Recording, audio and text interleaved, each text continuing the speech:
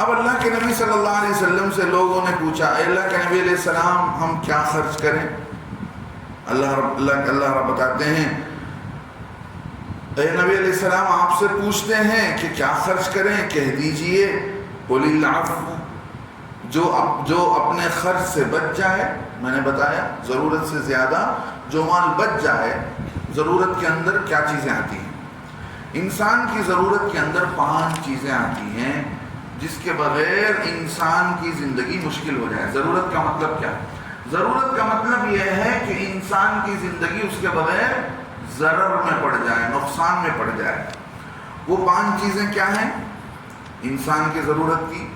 Number 1، انسان کی ضرورت کے لیے کپڑا ہے، انسان کی ضرورت کے لیے کھانا ہے، انسان کی ضرورت کا سر چھپانے کے لیے گرمی سردی میں گھر ہے، اور ایک جگہ سے دوسرے جگہ تک جانے کے لیے ضرورت کی سواری ہے. 5ویں نمبر پر بیوی. ان 5 چیزوں سے جڑی ہوئی چیز، کھانا جس سے آدمی کا پیٹ بھر جائے. نمبر 2، کپڑا جس سے آدمی کا برتن چھپ جائے. نمبر 3، گھر جس سے آدمی سردی گرمی میں اپنے کو بچا لے گرمی سے سردی سے. چوتھی چیز ایسی سواری جو آدمی ایک جگہ سے دوسری جگہ تک پہنچ جائے. 5ویں چیز ایسی لائف پارٹنر، بیوی جس سے انسان اپنی ضرورت پوری کر سکے، انسان کو سکون مل سکے. 5 چیزیں. اب انسانوں نے اپنا اسٹیٹس بدل دیا کہ کپڑا ہو تو ریمنڈس کا ہو، ہاں کھانا ہو تو میکڈونلڈس کا کیا ہو، برگر ہو، پیزا ہو. اب لوگوں نے اپنا مانگ مطالبہ بڑھا لیا کہ گھر ہو تو ایسا ہو، کپڑے ہو تو ایسے ہوں. یہ اپنی خواہش ہے. ضرورت الگ چیز ہے، خواہش الگ چیز ہے. اللہ کے نبی بتاتے ہیں یہی، اللہ کے نبی علیہ السلام کہہ دیجئے قُلِ الْعَفْوَ، جو مال ضرورت سے بچ جائے اس کو کیا کر دینا چاہیے؟ صدقہ، اللہ کی راہ میں خرچ کرنا چاہیے. ہمارا معاملہ کیا ہے؟ جو ضرورت سے بچتا ہے اس کو جمع کیا جاتا ہے، اسٹور کیا جاتا ہے، جمع کرتے ہیں. اللہ معاف فرمائے، بہت سارے لوگ زکوٰۃ بھی نہیں نکالتے، جماعت زکوٰۃ نکالتے بھی ہیں تو حساب کر کے نہیں نکالتے. 1 لاکھ کی زکوٰۃ ان پر فرض ہوتی ہے، 50,000 ہی نکالتے ہیں. نکال کر سوچتے ہیں بھائی 50,000 تو نکال دیے، اتنی بڑی رقم نکال دیا، اور کتنا نکالنا؟ حدیث میں آیا کہ جس پر زکوٰۃ فرض ہے اس نے تھوڑا نکالا، تھوڑا چھوڑ دیا، تو جو مال نکالنے کا تھا جو نہیں نکالا گیا وہ مال جا کر بقیہ مال کو بھی ہلاک کر دیتا ہے.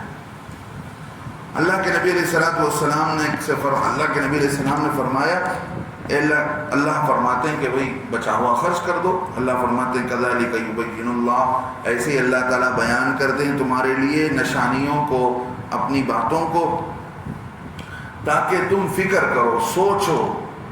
اللہ کی بنائی ہوئی دنیا میں سوچنا چاہیے. اللہ نے اتنی بڑی کائنات بنایا ہے، اتنا بڑا نظام چلا رہا ہے، اور اتنی ساری مخلوقات کو وقت وقت پر کھانا پہنچا رہا ہے.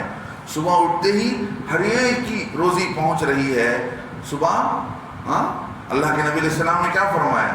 اللہ کی بنائی ہوئی چیزوں میں غور و فکر کریں گے تو اللہ کو، اللہ کے نظام کی، اللہ کی طاقت سمجھ میں آئے گی کہ اللہ رب العزت کون ہے، کیا ہے. آج مسلمان ہی نہیں سمجھا اللہ کی طاقت کو، اللہ کی بڑائی کو. ایمان والے کو نہیں معلوم. 50 روپے کی ویلیو معلوم ہے، 50 ریال کی ویلیو معلوم ہے، ایک موبائل کی ویلیو معلوم ہے. اللہ کی قیمت کا اندازہ نہیں کہ اللہ کی ذات کون ہے. سمجھ رہے ہیں؟ اللہ فرماتے ہیں ایسے ہی اللہ تعالیٰ تمہارے لیے آیتوں کو بیان کرتے ہیں، نشانیوں کو، تاکہ تم غور و فکر کرو، دنیا میں بھی آخرت میں بھی. دنیا اور آخرت دونوں باتوں کے اندر تم اللہ کے بارے میں غور و فکر کرو. اور اے نبی علیہ السلام آپ سے پوچھتے ہیں یتیموں کے متعلق. سمجھ رہے؟ اللہ کے نبی علیہ السلام سے یتیموں کے متعلق پوچھا گیا. قل اصلاح لہم خیر، کہہ دو سنوارنا ان کے کام کا بہتر ہے. اصلاح لہم خیر، ان کے کام کو سنوارنا یعنی ان کے کام کو درست رکھنا یہ بہتر ہے. وَإِن تُخَالِطُوهُمْ فَإِخْوَانُكُمْ، اگر ان کا خرچ ملا لو تو وہ تمہارے بھائی ہیں. سمجھ رہے؟ اگر تم ان یتیموں کو کا خرچ اپنے خرچ میں ملا لو، گھر کے 5 افراد ہیں، ایک یتیم کو لے لیا تو کتنے ہوئے؟ 6 ہو گئے، تو وہ گویا تمہارے بھائی ہو جائیں گے. فإخوانکم، اللہ جانتا ہے، واللہ یعلم المفسد من المصلح، اللہ جانتے ہیں مفسد کو، فتنہ پرور کو، من المصلح، اصلاح کرنے والے میں سے. ہاں، مصلح نیک کام کرنے والا، مفسد کام کو بگاڑنے والا. اللہ فرماتے ہیں اللہ جانتے ہیں کام کے بگاڑنے والے کو ان لوگوں سے، کس سے؟ جو آدمی کام کو خراب، جو آدمی کام کو سنوارنے والا ہے. وَلَوْ شَاءَ اللَّهُ لَأَعْنَتَكُمْ، اگر اللہ تعالیٰ چاہتے تو تم پر مشقت ڈال دیتے. اللہ تعالیٰ چاہتے تو تم پر مشقت ڈال دیتے. اگر اللہ چاہتے تو حکم نازل کر دیتے کہ بھئی یتیموں کو بھی دے کر ہی ہونا. تو کیا ہوتا اس صورت میں؟ آدمی کے پاس اگر ہے تو دے دے گا، نہیں ہوگا تو کیا ہوگا؟ کہاں سے لا کر دے گا؟ اللہ اسی فرماتے وَلَوْ شَاءَ اللَّهُ لَأَعْنَتَكُمْ، اگر اللہ تعالیٰ چاہتے تو تم پر مشقت ڈال دیتے، لیکن اللہ تعالیٰ نے ایسا نہیں کیا. سمجھ رہے ہیں؟ اللہ تعالیٰ نے تم پر مشقت نہیں ڈالی ہے اور اللہ تعالیٰ نے تمہارے لیے آسانیاں پیدا کیے ہیں. وَلَوْ شَاءَ اللَّهُ لَأَعْنَتَكُمْ إِنَّ اللَّهَ عَزِيزٌ حَكِيمٌ، اللہ تبارک و تعالی غالب ہیں. سمجھ رہے ہیں؟ بے شک اللہ تبارک و تعالی زبردست طاقت والا، حکیم، اور اللہ رب العزت بڑے تدبیر کرنے والے ہیں. سمجھ رہے ہیں؟ عزیز کے معنی آتے ہیں غالب، جس کی طاقت کا اندازہ زیادہ ہو، جس کی پاور زیادہ ہوتی. ہاں، آگے اللہ فرماتے ہیں وَلَا تَنْكِحُوا الْمُشْرِكَاتِ حَتَّى يُؤْمِنْ، تم مشرکہ عورت سے، کافرہ عورت سے نکاح مت کرو. سمجھ رہے ہیں؟ حَتَّى يُؤْمِنْنَا، جب تک کہ وہ کافرہ ایمان میں داخل نہیں ہو جائے. وَلَأَمَةٌ مُؤْمِنَةٌ، یقیناً ایک ایمان والی بندی، خیر من مشرکۃ، مشرکہ عورت سے بہتر ہے. سمجھ رہے ہیں؟ وَلَوْ أَعْجَبَتْكُمْ، اگرچہ کہ وہ مشرکہ تمہیں پسند لگے، پسند آؤ. ایک عورت جسے تم پسند کرتے ہو، اگرچہ کہ وہ مشرکہ ہے، بھلے اگرچہ کہ تمہیں پسند ہے، لیکن اس سے بہتر کون ہے تمہارے لیے؟ تم ایمان والے ہو تو تمہارے لیے ایمان والی ہی بہتر ہے. ایسے ہی فرمایا عورتوں سے، فرما رہے اللہ تعالیٰ وَلَا تُنْكِحُوا الْمُشْرِكِينَ حَتَّى يُؤْمِنُوا، اور تم نکاح مت کرو مشرکین سے. اے عورتوں، تم نکاح مت کرو مشرک مردوں سے، حَتَّى يُؤْمِنُوا، جب تک کہ وہ ایمان میں داخل نہ ہو جائیں. وَلَعَبْدٌ مُؤْمِنٌ، اور یقیناً ایمان والا بندہ، خیر، بہتر ہے، من مشرکن، ایک مشرک مرد سے. ایک مشرک مرد سے ایک ایمان والا مرد بہتر ہے. ظاہر سی بات ہے، کلمہ پڑھنے والے بندے کی طاقت اللہ کے ہاں، اس کی عزت اور مرتبہ بہت زیادہ ہے. آگے اللہ فرماتے ہیں وَلَوْ أَعْجَبَكُمْ، اگرچہ وہ تمہیں پسند نہ آئے. اس کو کہہ رہے ہیں اللہ تعالیٰ، عورتوں سے کہہ رہے ہیں اگرچہ کہ وہ مشرک مرد تمہارے کو اچھا لگ رہا ہے، لیکن تمہاری پسند کا اعتبار نہیں ہے، اللہ کی پسند اور ناپسند کا اعتبار ہے. لہذا اللہ رب العزت کے یہاں کیا ہے؟ اللہ رب العزت کے یہاں ایمان کا معیار ہے. اللہ رب العزت ایمان کو دیکھتے ہیں، اسی کے اعتبار سے اللہ رب العزت کیا کرتے ہیں؟ اپنے احکامات بیان کرتے ہیں. اب اللہ کے نبی صلی اللہ علیہ وسلم نے صاف صاف بتا دیا ایمان والوں کو. لوگ جیسے جیسے سوال کرتے تھے، اللہ کے نبی علیہ السلام کی خدمت میں اللہ رب العزت آیتیں اتارتے تھے. اللہ کے نبی صلی اللہ علیہ وسلم باتیں بتاتے تھے کہ دیکھو یہ چیز ایسی ہے جو تم نے سوال کیا، یہ چیز ایسی ہے جو تم نے معلوم کیا. اللہ کے نبی صلی اللہ علیہ وسلم بتاتے چلے جاتے تھے. مال کے متعلق ہو، کسی بھی چیز کے متعلق ہو، اللہ کے نبی صلی اللہ علیہ وسلم بتاتے چلے جاتے تھے. اب یہاں پر یہ ہے کہ اللہ رب العزت ایک ہمیشہ کے لیے حکم بتا رہے ہیں کہ ان کی زندگی، ان کی سوچ کیا ہے. ایمان والے کی سوچ دنیا نہیں ہے، دنیا سے آگے بڑھ کر ایمان والا کس کا سوچتا ہے؟ آخرت کا سوچتا ہے کہ بھئی مجھے مرنا ہے، حساب دینا ہے، اس لیے جو بھی زندگی گزارنی ہے. لیکن کافر کے سامنے، کافر کی سوچ میں اور ایمان والے کی سوچ میں زمین آسمان کا فرق، سمجھ رہے؟ تو دونوں ایک دیکھیے ریلیجنس کا فرق الگ ہے، دونوں الگ الگ مذہب والے ہیں، یہ تو ڈیفرنٹ ہے ہی، لیکن اس کے ساتھ ساتھ مذہب الگ ہونے کی وجہ سے دونوں کا سوچنے کا معیار ہی الگ ہے. کافروں کے بارے میں اللہ نے بتایا قرآن کے اندر یعلمون ظاہرا من الحیات الدنیا، یہ لوگ کیا کرتے ہیں؟ صرف دنیا کی ظاہری زندگی کو دیکھتے ہیں. وہم عن الآخرۃ غافلون، موت کے بعد کی زندگی ان کو کچھ معلوم ہی نہیں ہے. مرنا ہے، اللہ کو جواب دینا ہے، زندگی کا، مال کا، جان کا، بیوی کا، کچھ بھی نہیں معلوم ان کو. اب جو لوگ کافر ہوں گے، اگر ایک کافر مرد کے ساتھ ایک ایمان والی عورت کا خیال کیسے جڑ سکتا ہے؟ دونوں کیسے ایک ساتھ میاں بیوی کی شکل میں رہ سکتے ہیں؟ عقل میں بات آتی ہے؟ نہیں آتی ہے. دونوں ایک ساتھ نہیں رہ سکتے. کسی بھی ہر موقع پر دونوں کے اندر کچھ نہ کچھ ٹکراؤ ہوتا رہے گا. ایک بات. دوسری بات، اللہ کا ایک حکم ہے کہ بھئی جو لوگ ایمان لائے ہیں، ایمان والے بندوں کا نکاح ایمان والی بندیوں سے ہی ہوگا.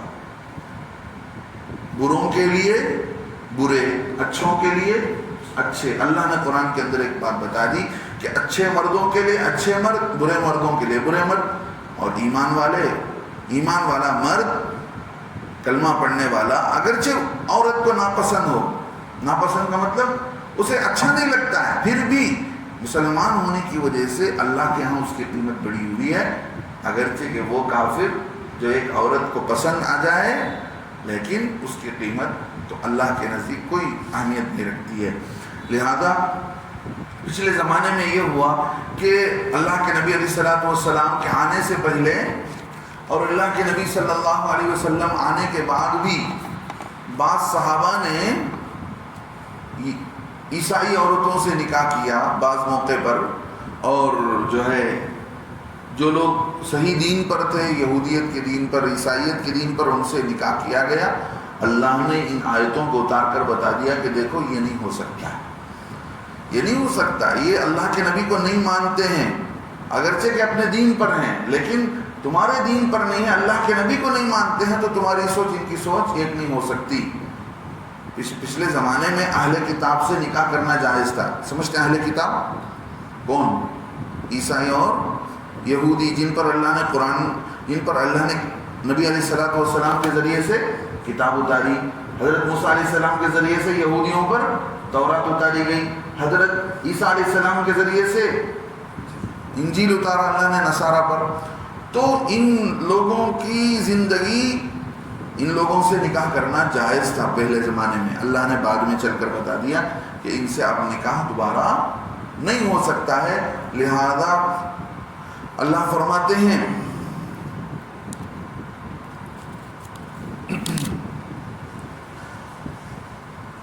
اللہ رب العزت فرماتے ہیں اولئک یدعون الی النار. یہ سارے لوگ کون؟ کافر لوگ، جو ایمان والوں کے ساتھ نکاح کرنے والا مرد، ایمان والی بچی کے ساتھ نکاح کرنے والا کافر مرد، اور اسی طرح یہ مسلمان جو کافر عورت سے نکاح کرنا چاہتا ہے. اللہ تعالیٰ عام طور پر بتاتے ہیں یہ سب کے سب تم کو بلا رہے ہیں. اولئک، یہ سارے کے سارے، یدعون، دعوت دے رہے ہیں، بلا رہے ہیں، الی النار، جہنم کی طرف. واللہ یدعو الی الجنہ، اللہ پکار رہا ہے، اللہ بلا رہا ہے کہاں کی طرف؟ جنت کی طرف. والمغفرۃ بإذنہ، اور اللہ دعوت دے رہا ہے اپنے مغفرت کی طرف، جو مغفرت اللہ تعالیٰ اپنی اجازت سے اللہ رب العزت جاری فرمائیں گے اپنی مرضی سے. کل قیامت کے دن اللہ اپنے بندوں کی مغفرت کا فیصلہ فرمائیں گے. اللہ پکارتے ہیں بھائی کہاں وہاں جا رہا ہو؟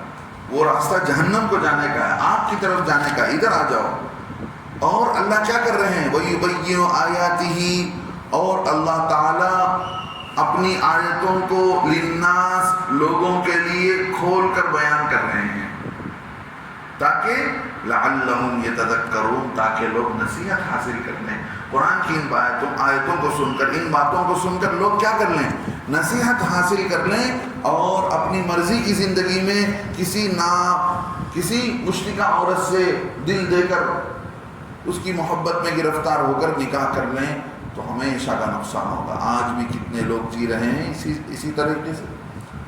کتنے لوگ جی رہے ہیں اسی طرح. دو بہنوں کو نکاح میں نہیں رکھ سکتے. آگے چل کر وہ باتیں آئیں گی. ایک مرد جس عورت سے نکاح کر لیا ہے اس کی خالہ سے نکاح نہیں کر سکتا, اس کے پھوپھی سے نکاح نہیں کر سکتا, اور اس کی بھانجی سے نکاح نہیں کر سکتا, اپنی بھانجی سے, اپنی بھتیجی سے. اسی طرح جس عورت سے نکاح کیا ہے اس کی بہن سے بھی نکاح نہیں ہو سکتا. اللہ معاف فرمائے, بہت سارے لوگ ہیں ایسے, آپ کو معلوم ہوگا چل کر. سمجھ آ رہی بات؟ ایک علاقے کا نام نہیں لیتا ہوں.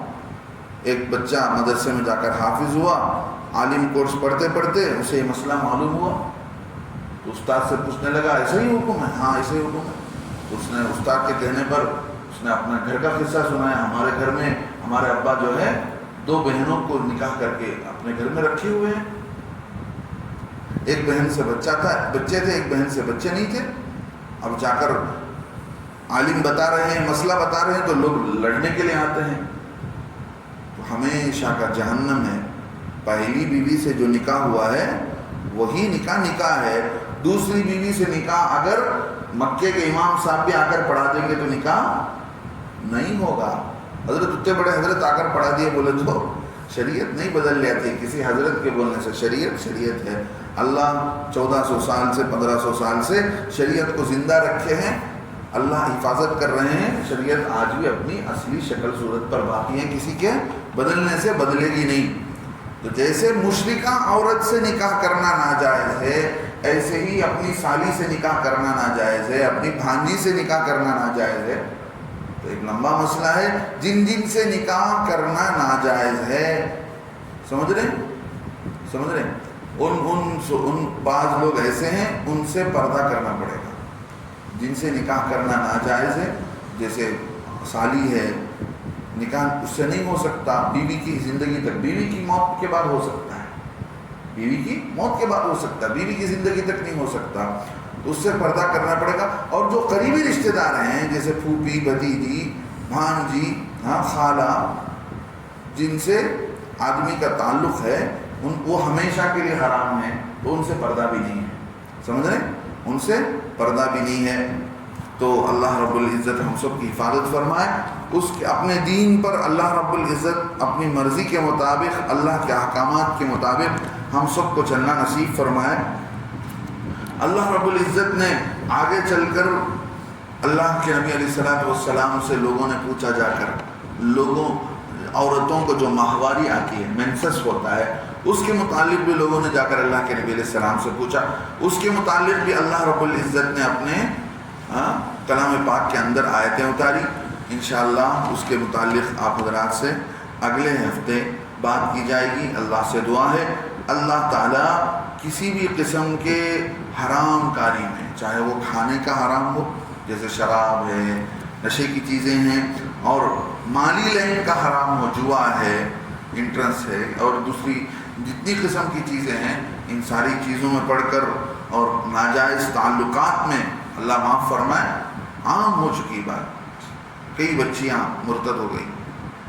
پچھلے سال سے لے کر اب تک 8 لاکھ بچیاں ہماری مرتد ہو چکی ہیں. مرتد چلی گئی غیروں کے ساتھ, اسلام سے پھر گئی. مرتد کا مطلب اسلام سے پھر گئی. 2 ریزن. باقاعدہ RSS نے پری پلان بنا کر ہیں. ان کا پلان کیا ہے؟ انہوں نے نوجوان ہندو لڑکوں کو کہا ہے اگر تم ایک مسلمان بچی کو شادی کر لو گے تو تمہیں ایک گھر دیا جائے گا, 2.5 لاکھ روپے پیسے تم کو گفٹ دیا جائے گا, دیٹ نمبر پر تم کو جاب دیا جائے گا. اس سے بڑھ کر کیا ہے؟ اگر ہندو مرد ہندو عورت سے شادی کرتا ہے تو کئی ساری چیزیں اسے دے کر شادی کرنے سے شادی کے لیے خرچ کرنا پڑتا ہے. یہاں تو الٹا پیسے ملتے ہیں. اب ان کو باضابطہ ٹریننگ دی جاتی ہے کیسے بات کرنا ہے. الحمدللہ سبحان اللہ ان کو زبان میں چڑھایا جاتا ہے ماشاء اللہ کا کس وقت میں بولنا ہے, اردو کتنے اچھے انداز سے بات کرنی ہے. مسلمان کتنے اچھے اچھی اردو بولتے ہیں.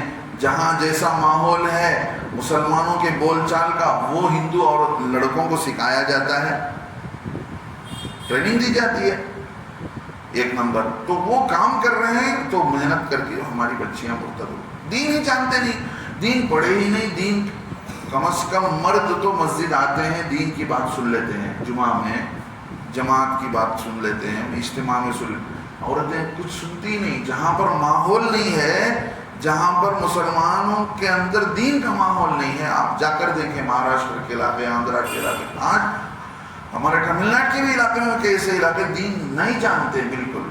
پورا پہلا مہینہ گزر جاتا ہے. آپ ادھر جا کر دیکھیں گے مدورئی کے علاقے میں روزہ نہیں رکھتے, پورے مہینے کا روزہ نہیں رکھتے. بڑے بڑے مالدار ہوں گے, بیٹا بھی کروڑ پتی, باپ بھی کروڑ پتی, 5-10 مالدار 5-10 لاکھ پتی گھر کے اندر ہوں گے, ایک جانور قربانی میں دیں گے. حالانکہ ہر ایک کی طرف سے ایک جانور دیں گے تو 10 بکرے دینے کے بجائے کتنا دیتے ہیں. ایسی بے دینی ہے. اللہ ہم سب کی حفاظت فرمائے. کئی ہماری بچیاں غیروں کے ساتھ چلی گئی ہیں, اس بارے میں بہت چوکنا رہنے کی ضرورت. دوسرے نمبر پر ایک مستقل قسم کا کالا جادو کرتے ہیں. وہ جادو کی ہوئی چیز اس بچی کو کھلا دیتے ہیں, تبھی جا کر وہ بچی ان کے حوالے ہوتی ہے. اتنی آسانی سے ہماری بچیاں بھی نہیں چلی جاتی ہیں. مستقل کالا جادو ہوتا ہے ان کے پاس. منتر ونتر پڑھ کر بچی کو کچھ نہ کچھ کھلایا جاتا ہے دوستی میں, اس کے بعد چل کر بچی کا رفت انداز بدل جاتا ہے. بچی ماں باپ کی نافرمان بن جاتی ہے. کھلے کورٹ میں کھلے پولیس کے سامنے خوشی سے بولتی ہے کہ نہیں میں اسی کے ساتھ رہوں گی. چند دنوں کے بعد جب اس جادو کا اثر اترتا ہے تو تب اسے معلوم ہوتا ہے کہ میں کتنی لٹ گئی ہوں, میری عزت ختم ہو گئی, میں ماں باپ سے دور ہو گئی. اللہ رب العزت سارے ایمان والے بھائیوں کی